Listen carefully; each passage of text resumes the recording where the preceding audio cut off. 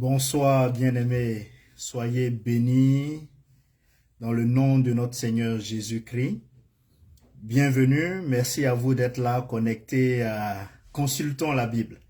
Oui, c'est ce rendez-vous hebdomadaire qui nous permet de nous retrouver autour de la parole de Dieu pour réfléchir sur un certain nombre d'éléments, un certain nombre de faits, de situations. Et à la lumière de la parole de Dieu, nous arrivons à comprendre, de sorte à avoir, à accéder à la plénitude de la connaissance de notre Dieu, à la connaissance de la volonté, voilà, la connaissance de la volonté de notre Dieu, à maturer, à maturer. Aujourd'hui, nous allons nous interroger sur une expression, je vous l'avoue, qui, moi-même, à un moment donné, m'a un peu perturbé. Lorsqu'on parcourt la Bible, on entend l'expression, on se demande, est-ce la même chose? Est-ce qu'il y a une différence entre ces deux expressions? Est-ce que ces deux expressions ont la même signification? Est-ce que ces deux expressions sont des synonymes? On s'interroge.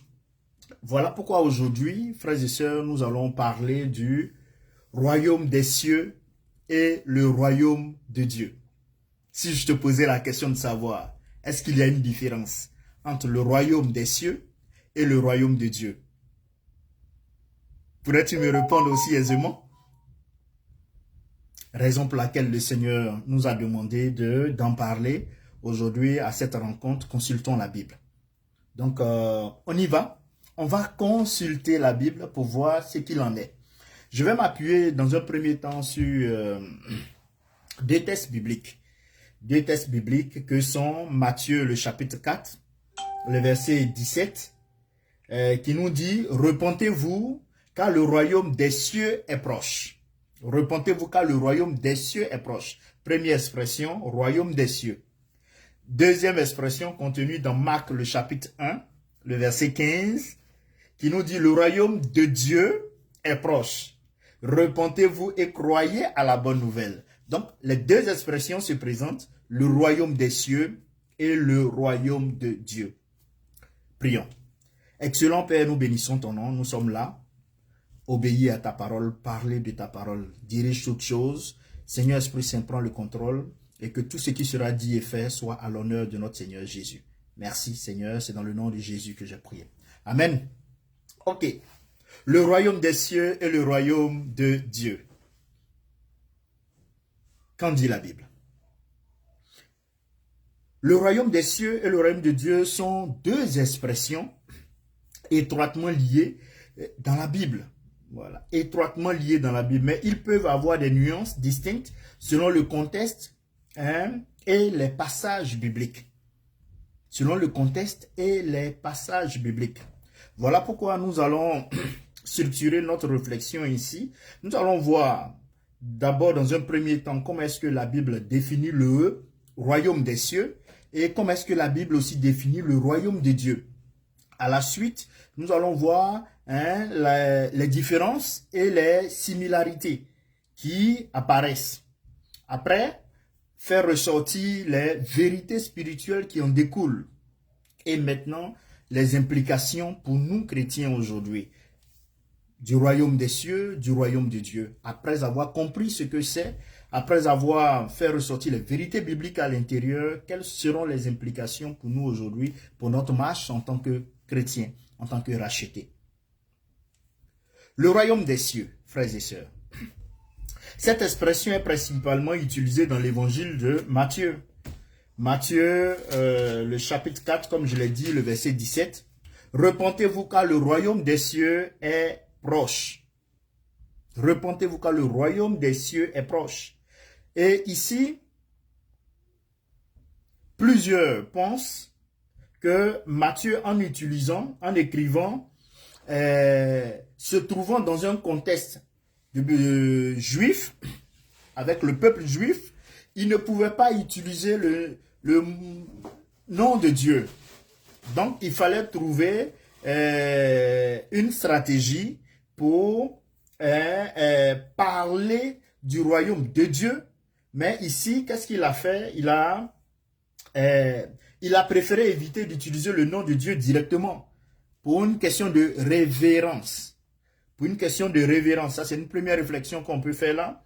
Et donc il a opté pour cieux, voilà, en référence à Dieu, en parlant du royaume des cieux. Voilà, pour Matthieu.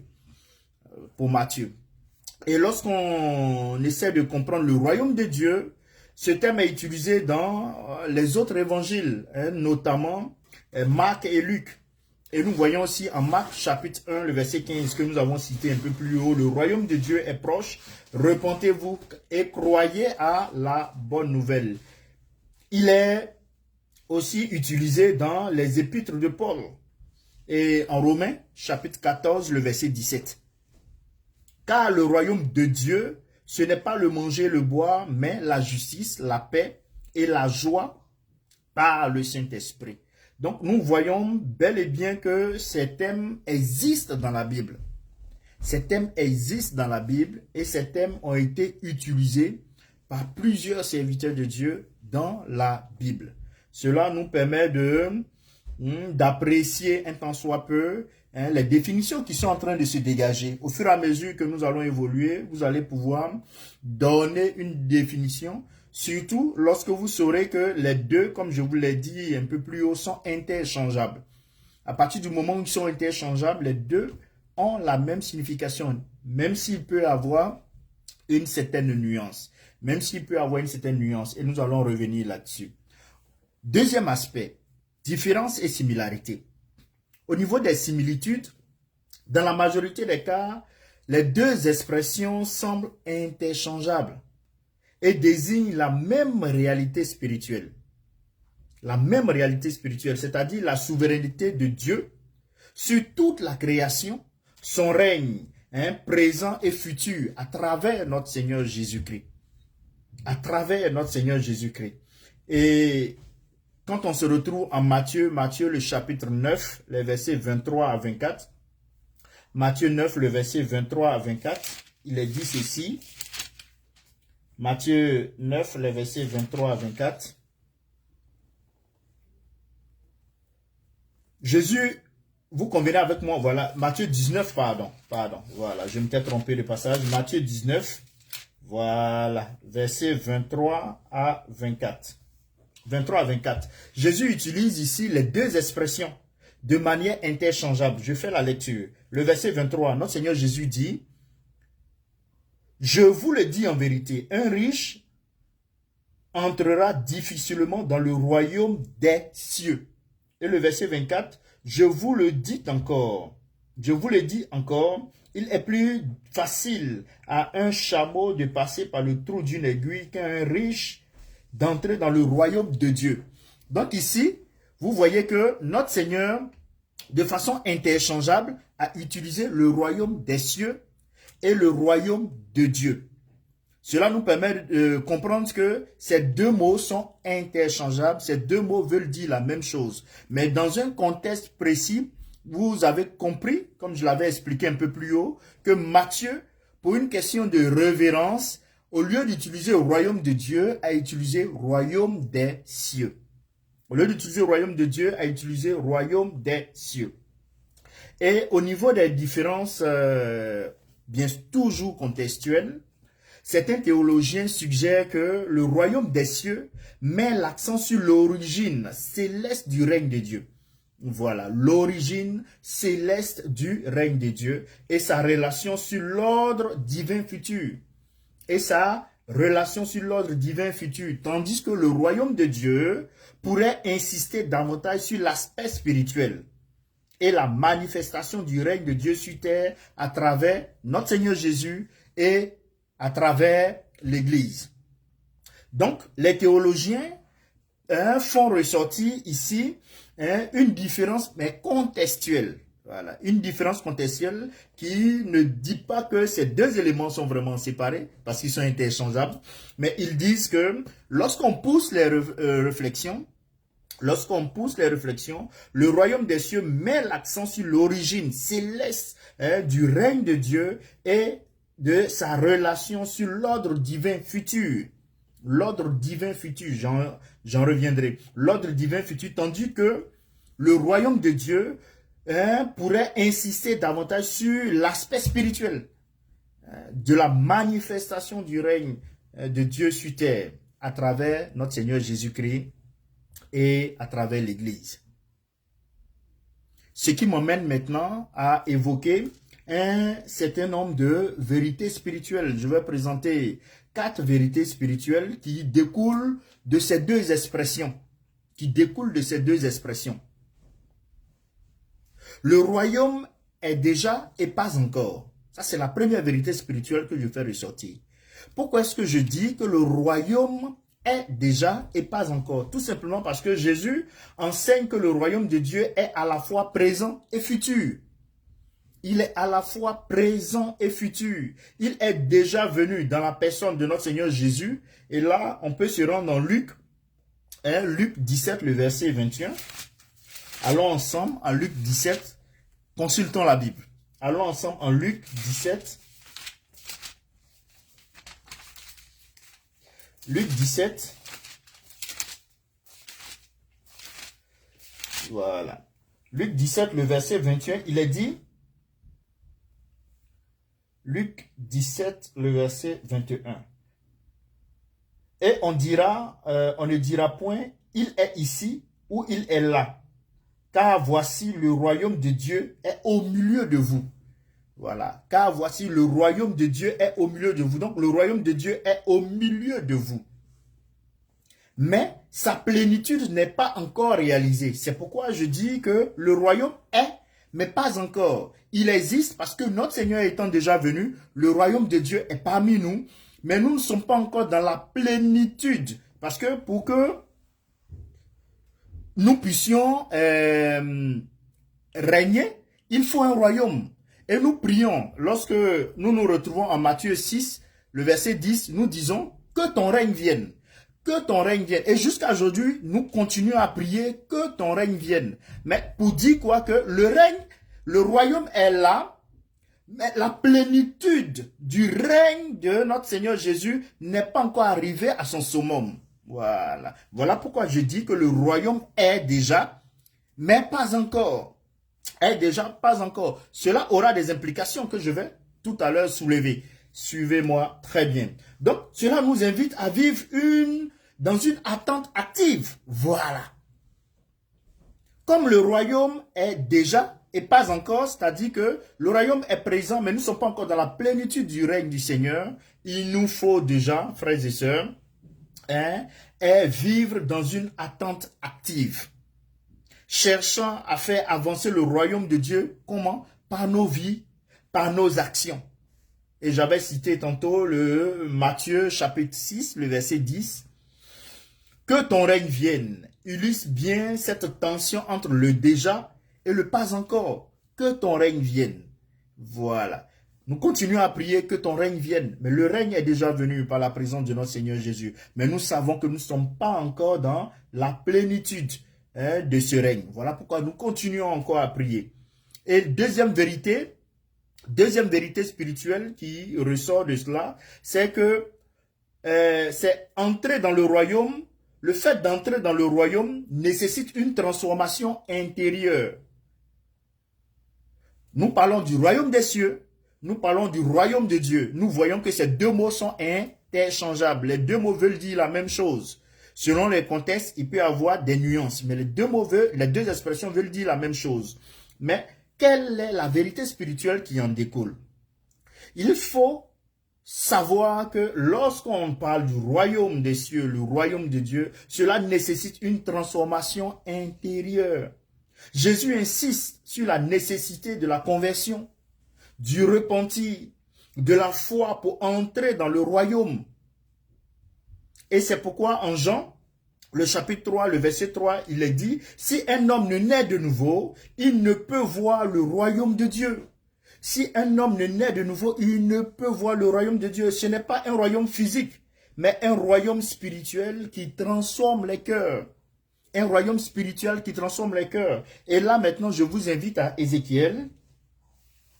Ézéchiel 36, le verset 26. Ézéchiel 36, le verset 26, il est dit, « Je vous donnerai un cœur nouveau, et je mettrai en vous un esprit nouveau. J'ôterai de votre corps le cœur de pierre et je vous donnerai un cœur de chair. Une transformation intérieure. Et cette transformation intérieure se fait par Dieu lui-même. Ce que nous avons à faire, c'est notre disposition, c'est notre soif à vouloir la transformation. C'est notre soif à vouloir la transformation. Et tu ne peux pas percevoir le royaume de Dieu, le royaume des cieux, comme il se doit tant que tu n'es pas né de nouveau. Tant que tu n'es pas né de nouveau. Voilà pourquoi j'ai dit comme vérité spirituelle ici que entrer dans le royaume nécessite une transformation intérieure. Une transformation intérieure, il te faut naître de nouveau. Il te faut accepter Jésus comme Seigneur et Sauveur. Il te faut l'avoir comme ce roi-là qui dirige ta vie, qui dirige ton cœur. Celui pour qui tu vas abandonner toutes choses et venir à lui, te soumettre à sa volonté. Pour que tu puisses aussi, dans ce royaume-là, régner avec lui. Parce que déjà sur cette terre, le royaume de Dieu étant là, Dieu règne au travers de nous. Jésus règne au travers de nous, l'Église. Parce que chacun des croyants forme le corps du Christ, forme l'Église. Et c'est au travers de nous que Christ règne déjà. Troisième vérité spirituelle, c'est que la justice et l'obéissance doivent être données au roi. La justice et l'obéissance doivent être données au roi. Le royaume de Dieu implique de vivre selon la justice divine. Le royaume de Dieu implique de vivre selon la justice divine. Voilà pourquoi Matthieu 6, 33 est très clair, un verset que j'aime beaucoup. Et ce verset-là nous enseigne en disant, cherchez d'abord le royaume et la justice de Dieu. Cherchez d'abord le royaume et la justice de Dieu. Il s'agit de chercher à vivre conformément aux valeurs du royaume, telles que l'amour, telles que la miséricorde, telles que la sainteté. Ce sont les valeurs du royaume des cieux. Et nous, aujourd'hui, nous devons nous conformer à ces valeurs-là et vivre ainsi de sorte à ce que nous puissions appartenir à ce royaume. Nous puissions appartenir à ce royaume. Donc, il nous faut chercher d'abord le royaume des cieux et sa justice. Il nous faut rechercher à nous conformer aux valeurs de ce royaume-là, comme je l'ai dit tantôt, l'amour, qui sont ces valeurs-là, qui sont l'amour, qui sont la miséricorde, qui sont la sainteté. Et là maintenant, je vais à la quatrième vérité spirituelle. C'est le royaume est pour les humbles et les pauvres en esprit. Le royaume de Dieu ou le royaume des cieux est pour les humbles et les pauvres en esprit. Ceux qui reconnaissent leur dépendance envers Dieu hériteront du royaume. C'est pas moi qui le dis, c'est Matthieu. Matthieu 5, le verset 3, il est dit, heureux les pauvres en esprit. Les pauvres en esprit, c'est heureux les pauvres en esprit, car le royaume des cieux est à eux. L'entrée dans ce royaume est un don de grâce, non un mérite humain. Non, un mérite, c'est un don de grâce. Donc, heureux les pauvres en esprit, car le royaume des cieux est à eux. Frères et sœurs, le royaume est pour les humbles et les pauvres en esprit. Cela m'amène à faire une petite réflexion sur ce passage de Matthieu 5, 3, qui est contenu dans un passage dénommé les béatitudes, pour qu'on puisse aussi bien cerner cette question de royaume. On appelle béatitude ces paroles de Jésus parce qu'elles commencent par le mot heureux. Voilà. Heureux, heureux, heureux, ça vient du latin beatus, beatus qui veut dire heureux. Voilà pourquoi nous parlons de béatitude. Voilà, beatus, béatitude. Il y a au moins 4 manières de comprendre les béatitudes. Je vais vous donner rapidement les 4 manières. on aura peut-être l'occasion une autre fois de consulter la Bible par rapport aux béatitudes. Mais rapidement, la première des manières, c'est que elles sont un code éthique et un mode de conduite pour tous les croyants, les béatitudes. Un code éthique et un mode de conduite pour tous les croyants. Deuxième élément, elles opposent les valeurs éternelles du royaume aux valeurs temporaires du monde. Aux valeurs temporaires du monde. Troisième, la foi superficielle des pharisiens à la vraie foi prêchée par Christ. La foi superficielle des pharisiens à la vraie foi prêchée par notre Seigneur Jésus. Et la quatrième manière de comprendre les béatitudes, chacune des béatitudes, j'en viens. La quatrième, elle démontre comment des attentes exprimées dans l'Ancien Testament s'accomplissent dans le Nouveau royaume. Des attentes exprimées dans l'Ancien Testament s'accomplissent dans le Nouveau royaume.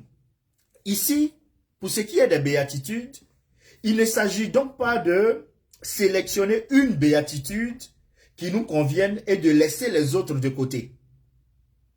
Elles constituent un ensemble et décrivent notre attitude en tant que disciples de Christ. Frères et sœurs, vous verrez que chaque béatitude indique le chemin du bonheur.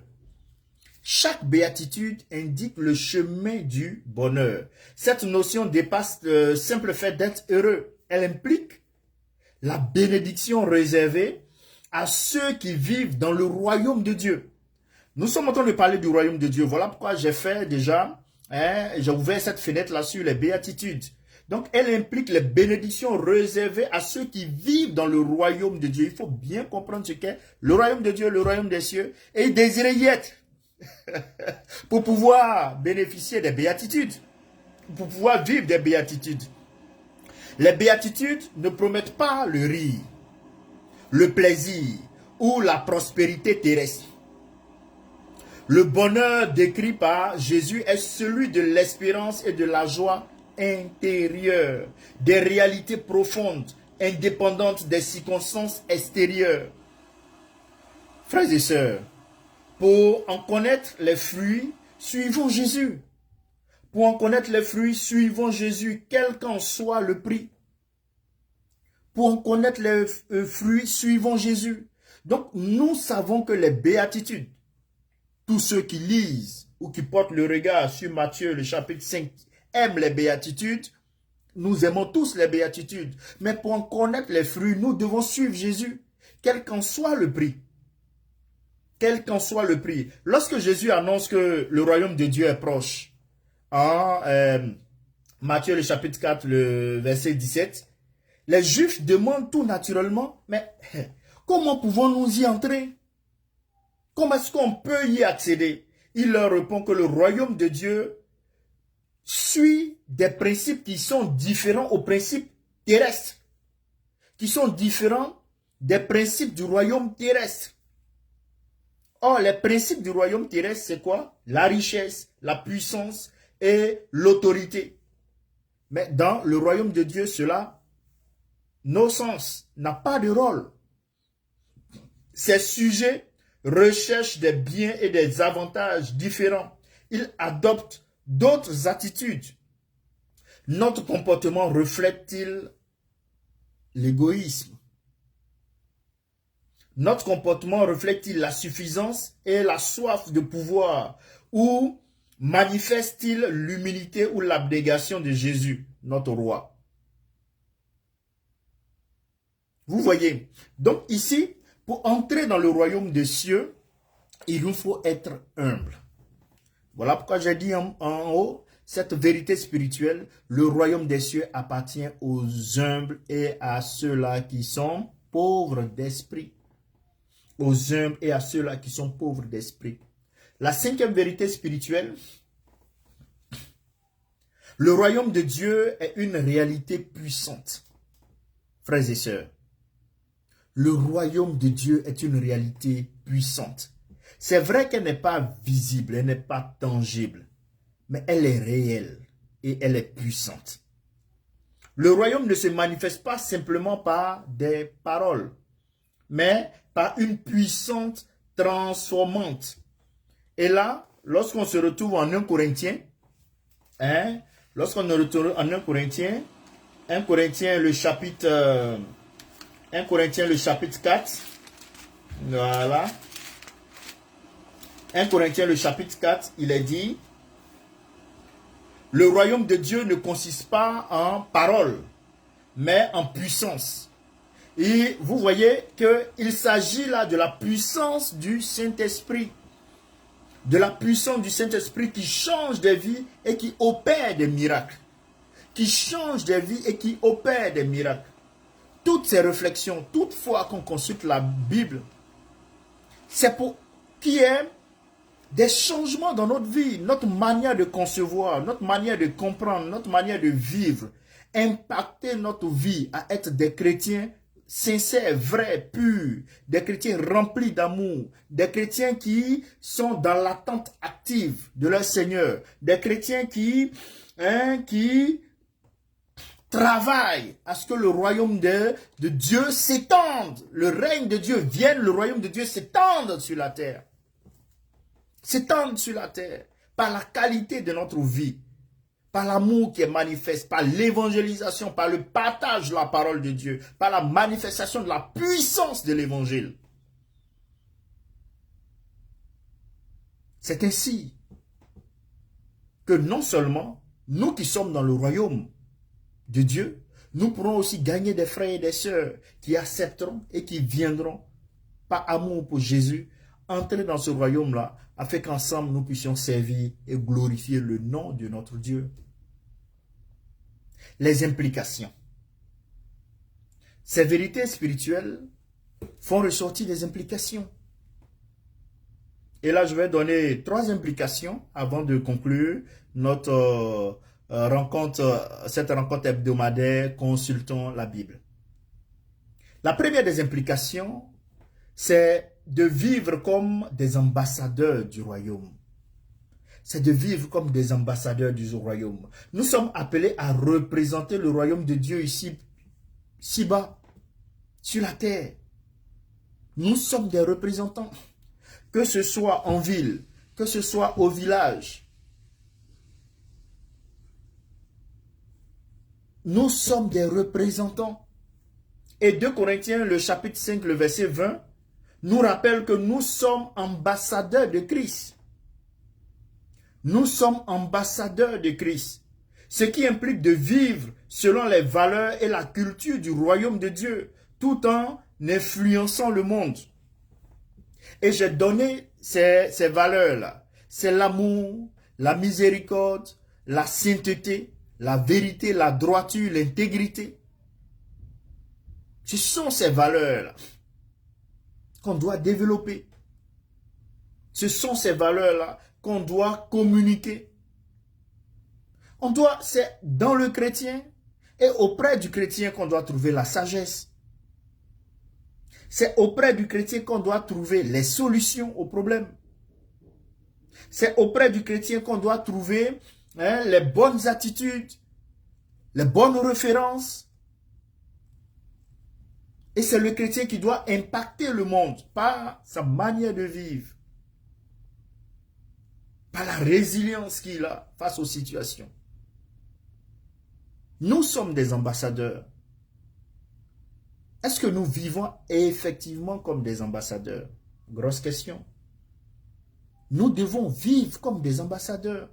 L'ambassadeur, c'est celui-là qui a reçu un mandat, qui va dans un pays qui n'est pas son pays, qui représente son pays là-bas. Donc, qui reçoit ses ordres depuis son pays d'origine, qui reçoit sa mission, son cahier des charges depuis son pays d'origine. Et nous appartenons au royaume de Dieu,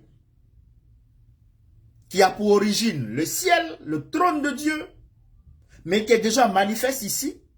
Mais nous sommes des représentants de ce royaume-là de Dieu sur la terre. Nous ne devons pas vivre comme nous le voulons. Nous ne devons pas décider de ce que nous voulons dans nos vies. Parce que tout ce que nous faisons et devons faire doit être conforme à la volonté de Dieu. Parce que c'est lui qui nous a mandatés, c'est lui qui nous a envoyés. Deuxième implication, c'est de participer à l'expansion du royaume. Et vous voyez que notre Seigneur Jésus a donné à ses disciples la mission de proclamer l'évangile du royaume. En Matthieu 24, le verset 14, il est dit, « Cette bonne nouvelle du royaume sera prêchée dans le monde entier pour servir de témoignage à toutes les nations. » Cette bonne nouvelle sera prêchée dans le monde entier pour servir de témoignage à toutes les nations. Donc tu te dois, à partir du moment où tu as accepté Jésus comme Seigneur et Sauveur, tu es un évangéliste. Je ne parle pas là du ministère d'évangéliste. Tu es un évangéliste parce que cette mission-là, ce mandat-là, t'a été assigné par ton Seigneur, par ton roi. Donc le chrétien qui n'évangélise pas, le chrétien qui ne parle pas de Jésus autour de lui, est en désobéissance. Il freine l'avancée du royaume. Il bloque l'avancée du royaume. Il travaille pour l'ennemi. Ce chrétien-là qui n'évangélise pas. Ce chrétien-là qui ne fait pas connaître Jésus autour de lui. Oui. C'est ce que nous révèle le texte.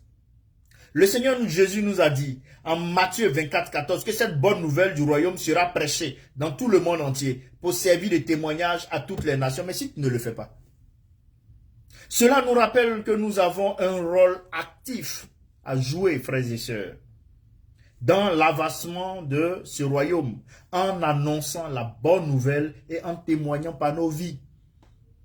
Tu annonces et tu dois avoir une bonne vie, une vie d'honnêteté, de vérité, de simplicité, d'intégrité, de droiture. Tu dois l'avoir, de partage, de compassion, de miséricorde, de foi, d'amour.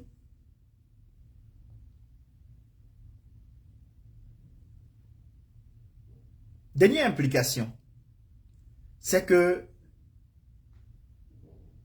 nous allons hériter du royaume.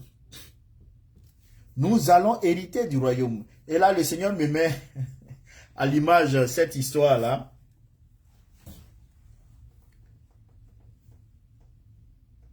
Un monsieur qui a demandé à un de ses frères qui est un contremaître de lui bâtir une maison. Voilà, de lui bâtir une maison. Et là, comme ils étaient en collaboration depuis plusieurs années, il lui a dit, cher ami, tu vas me faire une maison. Voilà, tu vas me bâtir une maison, fais-moi le devis et je te mets l'argent à disposition et tu vas bâtir la maison. Et le monsieur, le contremaître, fait le devis. Voilà, il fait le devis, il envoie au responsable qui décaisse l'argent et il dit, bon, on va me bâtir la maison. Et qu'est-ce que le contremaître fait? Le contremaître fait, sans surveillance, le contremaître va, au lieu de payer des matériaux de qualité, comme il a fait sur le devis, il va payer des matériaux de seconde main pour bâtir une maison avec des matériaux de mauvaise qualité. De mauvaise qualité. Et un soir, ayant fini de bâtir la maison, il appelle son patron, il lui dit, chef, j'ai fini de construire la maison, vous pouvez venir la visiter. Et tous les deux, devant l'entrée de la maison, le patron lui dit, je te remercie, cher contremaître. Ça fait plusieurs années que nous travaillons ensemble pour te remercier pour ta fidélité, ta droiture.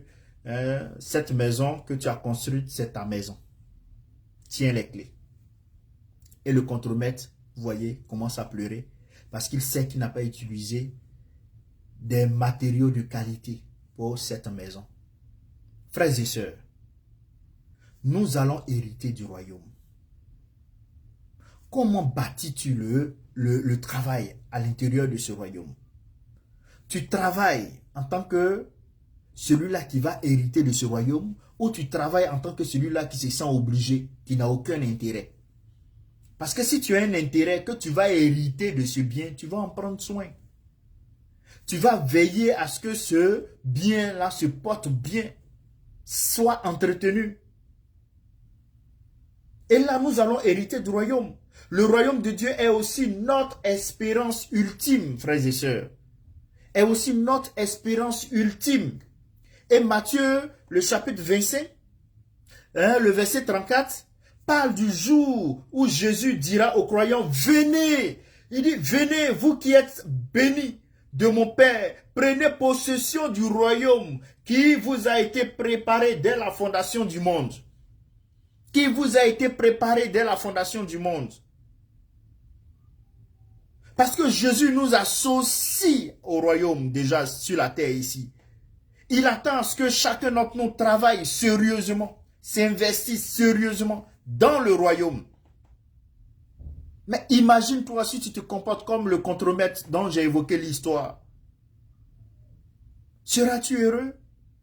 Seras-tu de ceux-là que le Seigneur va appeler? Seras-tu de ceux-là que le Seigneur va inviter avec joie? Seras-tu de ceux-là que le Seigneur va dire, proclamer en disant, vous êtes bénis de mon Père? Seras-tu celui-là qui sera béni du Père? Mais ça dépend de ta vie. Ça dépend de ton engagement vis-à-vis du royaume, vis-à-vis de ta foi, vis-à-vis de ton obéissance à Jésus-Christ. Vis-à-vis de ta qualité de vie, vis-à-vis du respect des valeurs du royaume. C'est ça. Frères et sœurs, cette espérance, bien sûr eschatologique, nous rappelle que malgré les défis de ce monde, une réalité céleste et glorieuse et nous attend. Ne vous laissez pas influencer par eschatologique, c'est-à-dire qui va venir prophétiser, voilà, qui va venir.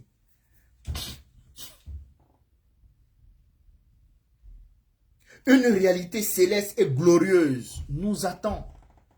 Raison de plus que toi et moi soyons motivés à l'œuvre. Raison de plus, je le dis, tu peux ne pas savoir parler. Tu peux ne pas être éloquent. Mais quand même, tu peux présenter à un frère, à un ami, l'évangile.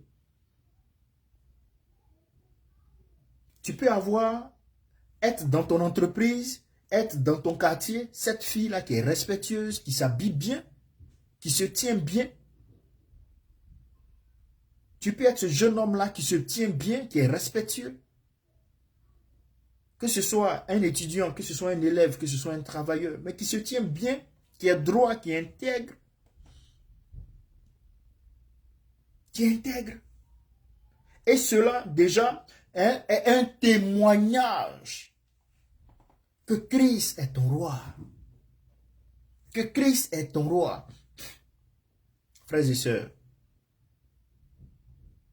une réalité céleste et glorieuse nous attend.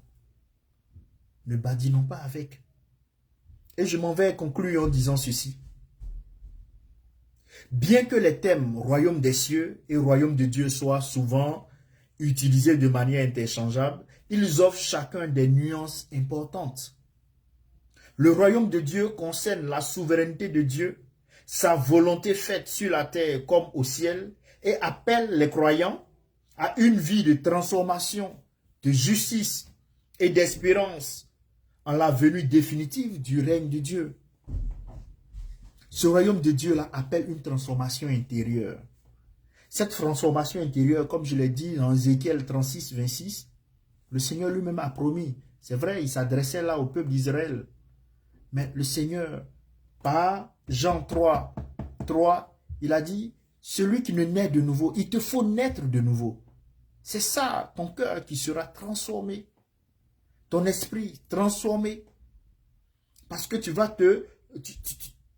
te soumettre à celui-là qui va te transformer au quotidien, le Saint-Esprit. De sorte à ce que demain, nous soyons vraiment changés en pleine gloire lors de l'enlèvement. Lors de l'enlèvement, nous soyons transformés en pleine gloire. Nous serons dans la plénitude de notre transformation. Il y a une gloire, Père, une réalité céleste et glorieuse qui nous attend auprès du Père. demeurons fidèles, demeurons attachés à Jésus. Demeurons fidèles, demeurons attachés à Jésus. Et là, je m'en vais vous dire merci.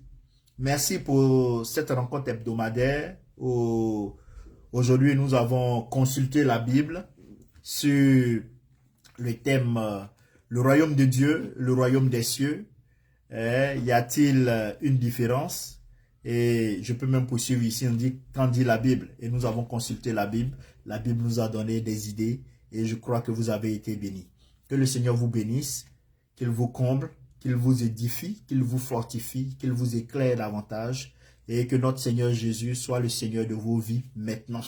Et que cette transformation dont j'ai évoqué soit votre partage, et que ce mois, un nouveau qui s'engage, vous rentrez dans ce mois avec de victoires, du succès, avec une maturité spirituelle sans précédent, un attachement à Jésus, une sincérité dans votre relation avec le Seigneur. Et vous verrez que notre Dieu, il est fidèle à ceux-là qui sont fidèles. La Bible dit que le Seigneur s'approche de ceux-là qui s'approchent de lui. Tu ne peux pas t'approcher du Père sans voir sa grandeur, sans voir sa gloire, ou sans que tu ne sois impacté par sa gloire. Même quand tu ne veux pas, mais étant proche, tu es impacté. Moïse, qui allait auprès du Père, son visage était transformé, il n'en était même pas conscient. Il te suffit simplement d'être au pied du Maître. Tu verras que les choses changeront dans ta vie, dans le nom de Jésus. Que le Seigneur vous bénisse. À bientôt, excellent mardi et à mardi prochain. Bye.